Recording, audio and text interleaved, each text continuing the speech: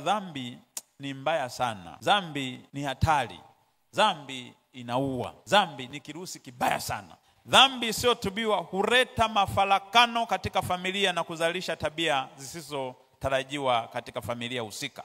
Kuja kuona kwenye familia ya Daudi, mwanae Absalomu anakuja kumuoa Suria wa baba yake. Tabia imezaliwa hiyo. Tunakuja kumuona kijana huyo akina Absalomu anataka kumpindua baba yake kwenye ufalme. Tunaona mafarakano yanatokea. Unapotenda dhambi ukaitubia, lakini kuna athari ambayo watoto wako watakuja kuipata. Wakati unatenda dhambi, kuna watu walikuwa kwenye viuno vyako.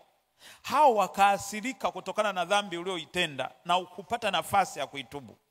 Ndio matokeo yake tunakuja kuona mafarakano yametokea kwenye familia ya Daudi. Tunakuja kuona kijana huyo analala na Suria la baba yake. Tunakuja kuona kuna binti katika hiyo familia anakuja kubakwa na kaka mtu.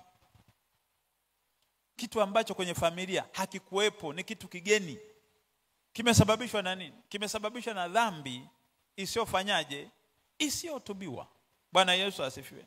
Ndio maana unaweza kujikuta kwenye familia kuna mafarakano mnayapata.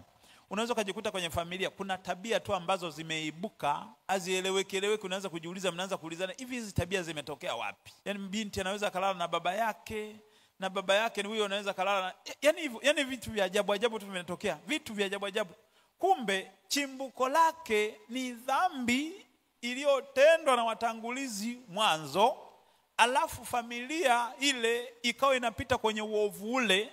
Matokeo yake ukajikuta kwenye hiyo familia kumezaliwa tabia zisizojulikana kwamba zimetokea wapi. Tujifunze kuyatubia makosa yetu.